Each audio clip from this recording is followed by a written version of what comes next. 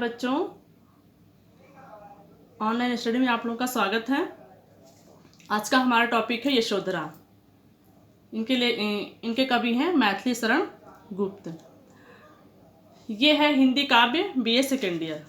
तो आइए हम जानते हैं इनका जीवन परिचय। ये कहाँ के रहने वाले थे मैथिली शरण गुप्त, और इनका जन्म स्थान, इनका जन्म कब हुआ था। राष्ट्र कवि के नाम से विख्यात कवि मैथिली शरण गुप्त का जन्म झांसी जिले के चिरगांव नामक स्थान पर 3 अगस्त 1886 ईस्वी को हुआ था। गुप्त जी आधुनिक काल के कवियों में सर्वाधिक लोकप्रिय कवि हैं। उन्हें साहित्य जगत में दद्दा नाम से संबोधित किया जाता था। उनकी जयंती 3 अगस्त को हर वर्ष कवि दिवस के रूप में मनाया जाता है। मैथिली शरण गुप्त ने भारत भारती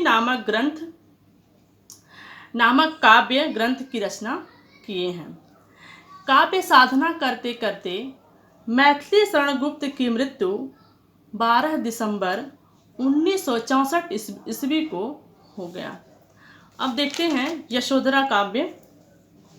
थोड़ा सा जानेंगे सारांश कि ये क्यों लिखा गया, किस पर लिखा गया है। यशोधरा में गौतम बुद्ध अपनी पत्नी यशोधरा और पुत्र राहुल को छोड़कर गृह को त्याग कर चले गए। वह अपनी विरह वेदना अपने सखी से व्यक्त कर रही हैं। क्या कर रही हैं, आगे देखते हैं। सखी वे मुझसे कहकर जाते, कह तो क्या मुझको वे अपनी पथ बाधा ही पाते। मुझको बहुत उन्होंने माना, फिर भी क्या पूरा पहचाना।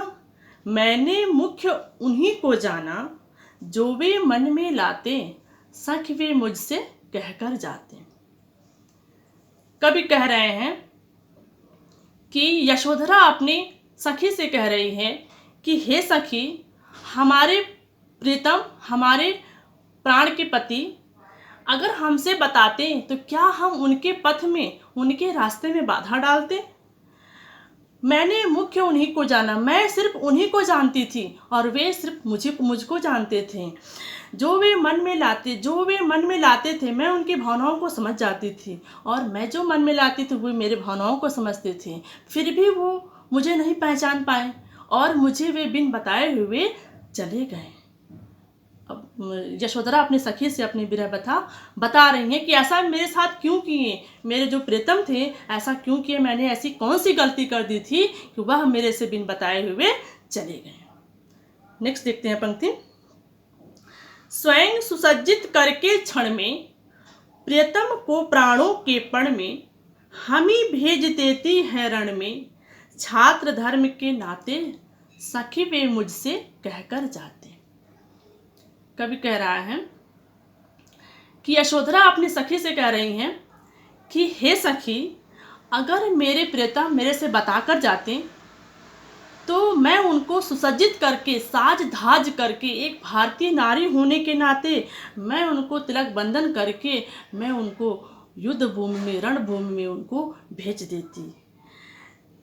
सखी वे मुझसे कहकर जाती, अगर वे मुझे बताती तो मैं उनको बहुत अच्छे से, बहुत खुशी से मैं उनको विदा करती, मुझे दुख नहीं होता। आखिर मैंने क्या गलती कर दिया है कि मेरे से बिन बताए हुए मेरे प्रीतम चले गए हैं। नेक्स्ट है, हुआ न यह भी भाग्य भागा, किस पर विफल गर्व अब जागा। जिसने अपनाया था त्यागा, रहे स्मरण ही आते। सखी वे मुझसे कहकर जाते।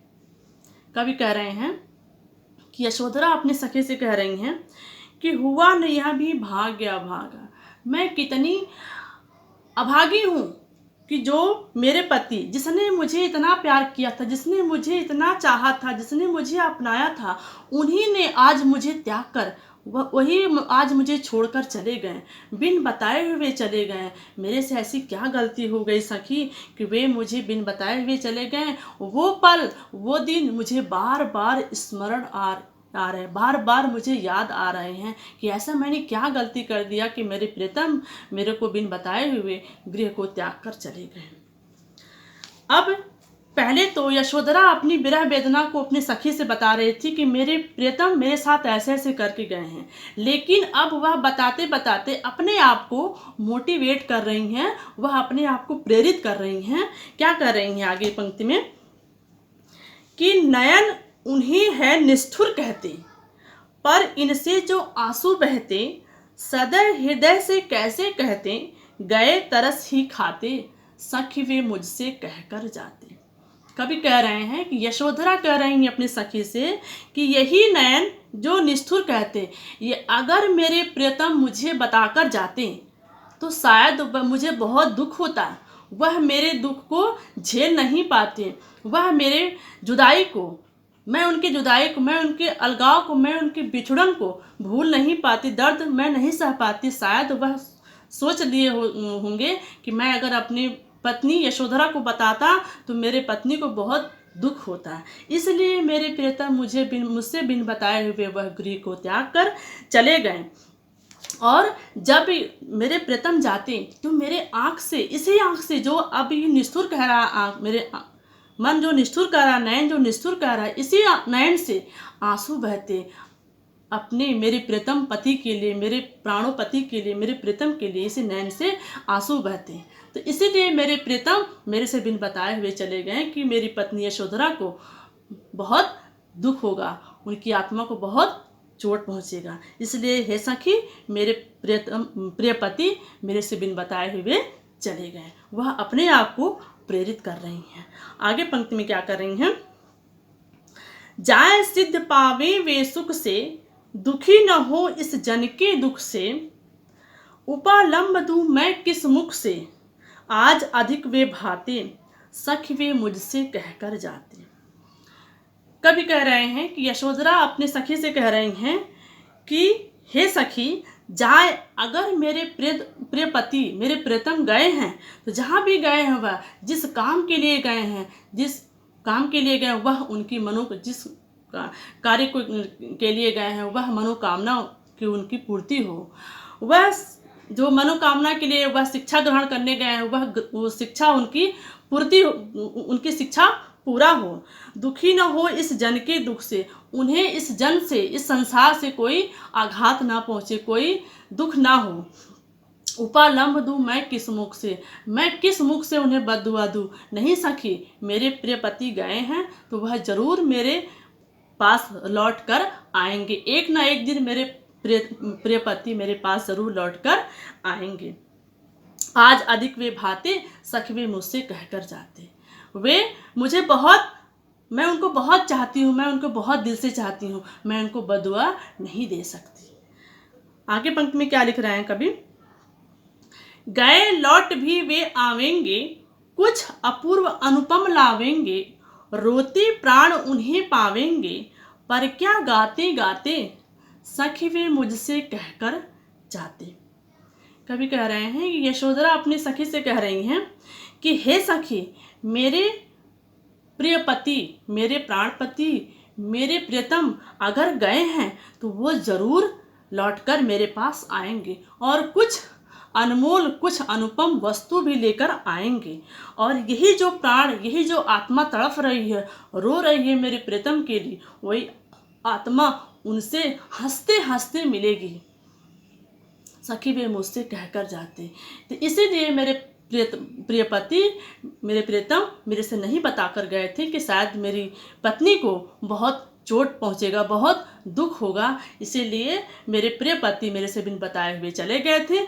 एक ना एक दिन मेरे पास वह जरूर आएंगे, वह कुछ अनुपम वस्तु को लेकर के आएंगे। यह टॉपिक एग्ज़ाम की दृष्टि से बहुत महत्वपूर्ण है और मैंने दोनों ओर प्रेम पलता है इसको भी पढ़ाया है और कैदी और कोकिला इसको भी पढ़ाया है। तो आप लोग बहुत अच्छे से इसको विस्तृत से आप लोग पढ़ लीजिएगा। और इसको जब आप लोग लिखिएगा, मैंने ब्लैक बोर्ड पे लिखाया भी है। सबसे पहले आप लोग क्या बताएंगे, संदर्भ ग्रंथ, उसमें क्या बताएंगे, लेखक का नाम और किस पाठ से लिया गया है। और फिर इसके बाद आएगा आपका प्रसंग। प्रसंग में क्या डालेंगे, थोड़ा सा सारांश क्यों लिखा गया, किसके बारे में लिखा गया है। इसके बाद आप लोग इसकी व्याख्या करेंगे। और दोनों ओर प्रेम पलता है सेम ऐसे लिखा जाएगा। और कैदी और कोकिला ये भी एग्जाम की दृष्टि से बहुत महत्वपूर्ण है, इसको भी देख लीजिएगा। और आप लोग घर पर रहकर कंटिन्यू स्टडी को आप लोग जारी रखिएगा। ये मत सोचिएगा कि जो कोरोना वायरस फैला है इसके वजह से लॉकडाउन चल रहे हैं तो मतलब इसका ख़त्म होते ही कभी भी आप लोग के एग्ज़ाम डेट आ सकते हैं और कंटिन्यू एग्ज़ाम होंगे, ऐसा नहीं कि गैप करके होंगे एग्ज़ाम। तो इसको आप लोग ध्यान में रखते हुए आप लोग अपने स्टडी को जारी रखिए। यहीं से मैं अपनी वाणी को विराम कर रही हूँ। Thank you.